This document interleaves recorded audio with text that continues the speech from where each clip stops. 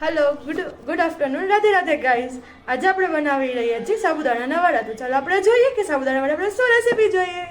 Hello guys, તો હવે મેં લીધા છે 2 વાટકી જેટલા સાબુદાણા. તો હવે આપણે આપણે લીધા છે 7 થી 8 જેટલા બટેકા.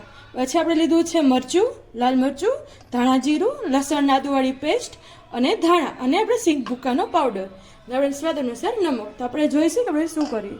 તો ચલો આપણે બટેકાને પહેલાં છીણી લઈએ. તો ચલો આપણે બટેકાને છીણી નાખીએ. તો જોઈ શકો છો આપણે બટેકાને છીણી રહ્યા છીએ, જે એકદમ મેશ થઈ જાય અને આપણે ક્રિસ્પીનો સ્વાદ મળી શકે. હવે આપણે નાખીશું, જો આપણે બટેકાને આપણે છીણી લીધા છે, હવે આપણે નાખીશું સિંગદાણાનો ભૂકો. ઓકે, સિંગદાણાનો ભૂકો આપણે નાખી દીધો છે. હવે આપણે નાખશું સ્વાદ અનુસાર નમક. બરાબર, તમે તમારા સ્વાદ અનુસાર તમે નમક નાખી શકો છો. હવે આપણે નાખશું લાલ મરચું.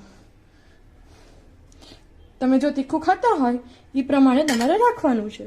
હવે આપણે નાખશું ધાણા જીરું, એ પણ સ્વાદ અનુસાર. હવે આપણે નાખશું જે આદુ અને લીલા ચટણીની પેસ્ટ, જે બે તમે જેટલું તીખું ખાઈ શકતા હોય એટલું આપણે તીખું રાખશું. હવે તમે નાખશો. હવે આપણે નાખી રહ્યા છીએ 1 ચમચી જેટલું લીંબુનો રસ, જે મોટી ચમચી જેટલો આપણે સ્વાદ અનુસાર નાખ્યો છે. હવે આપણે નાખશું 1 થી 2 ચમચી જેટલા ખાંડ. બરાબર, 1 ચમચી જેટલું મોટું તેલ નાખ્યું છે. હવે આવો મસાલો આપણે એને ક્રસ્પી આપણે ભેરવશું. જોઈ રહ્યા છો કે આપણે મસાલો ભેળવી રહ્યા છીએ.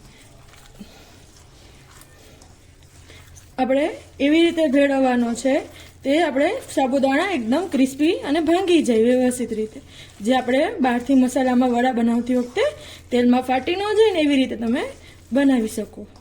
તો જોઈ રહ્યા છો મારો મસાલો પેસ્ટ એકદમ રેડી થઈ ગઈ છે.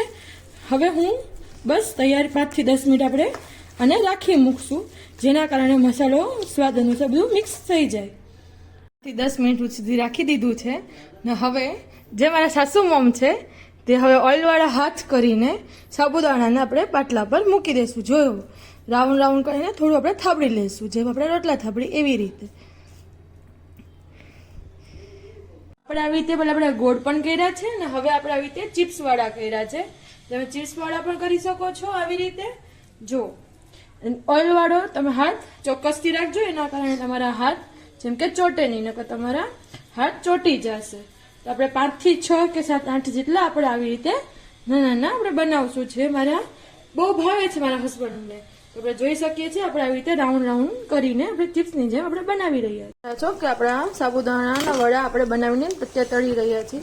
તો એક વસ્તુનું ખાસ મિત્રો ધ્યાન રાખવાનું કે જ્યારે તમારા સાબુદાણા તમે પલાળો ને તો તમે સાબુદાણાના વડાને તમે 15 થી 20 મિનિટ તમે સુકાવો, નકર પછી તમે સાબુદાણા બહાર છૂટા પડી જશે. તો જો બહાર સાબુદાણા તમારે છૂટા પડે તો તમારે એની અંદર તપકીનો લોટ તમે એડ કરી શકો છો. તપકીના લોટ એડ કરવાથી તમારે આવા વડા બની શકે છે. જો મમ્મી આપણે સાબુદાણા વડા રેડી છે. તો તમને કેવા લાગ્યા તમે ખોલીને બતાવો તો મિત્રોને. જો ગાઈસ આપણા સાબુદાણા વડા અંદરથી એકદમ મસ્ત થઈ ગયા છે. તો હવે મમ્મી ચાખીને બતાવશે. મમ્મી ચાખીને બતાવો તો શું છે આપણા સાબુદાણા વડા, કેવા લાગે છે તમને? મસ્ત. ઓકે, હવે વિડીયોને લાઈક કરજો, શેર કરજો અને સબસ્ક્રાઈબ